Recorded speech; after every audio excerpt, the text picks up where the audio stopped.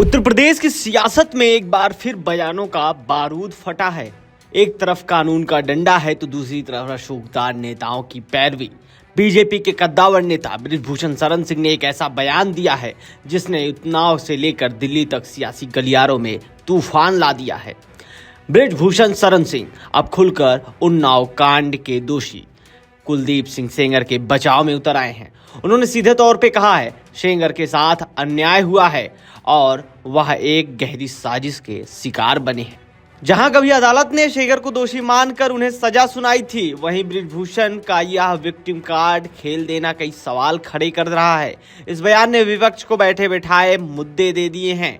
सवाल उठ रहे हैं क्या बीजेपी अब अपने ही नेता के इस विवादित रुख पर कोई एक्शन लेगी। सियासी गलियारों में चर्चाएं तेज हो रही हैं कि क्या यह बयान केवल व्यक्तिगत है या इसके पीछे कोई गहरी राजनीतिक विषाद।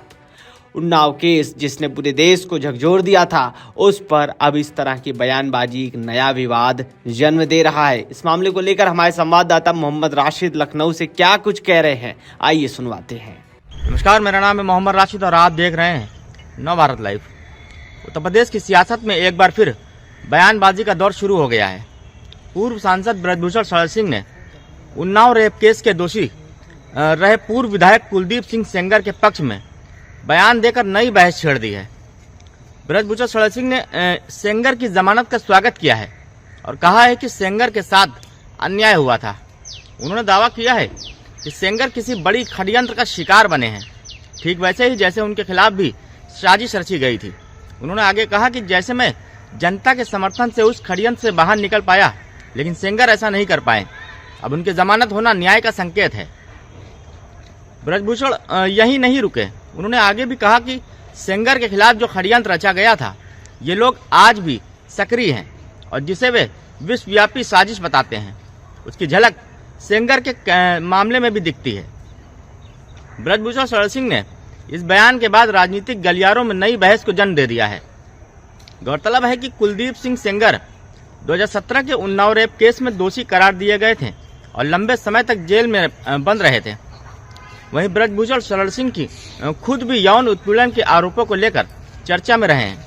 ऐसे में उनका सेंगर के लिए समर्थन देना राजनीतिक रूप से कई सवाल खड़े कर रहा है।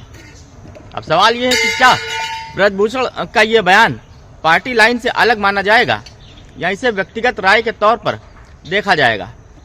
देखना यह भी होगा कि आने वाले दिनों में भाजपा इस बयान पर क्या रुख अपनाती है, क्योंकि सियासत में बयान कम संकेत ज्यादा मायने रखते हैं और वक्त ही बताएगा कि इस बयान का असर कितनी दूर तक जाएगा।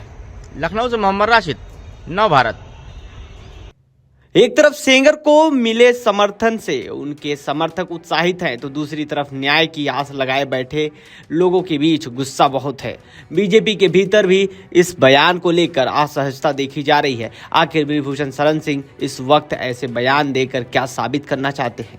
यूपी की राजनीति में हजंग अब और तेज होने वाली है। क्या बृजभूषण का यह समर्थन सेंगर की सियासी वापसी की राह खोलेगा या खुद उनके लिए एक नई मुश्किलें पैदा करेगा। देखते रहिए हमारी ये खास रिपोर्ट। धन्यवाद।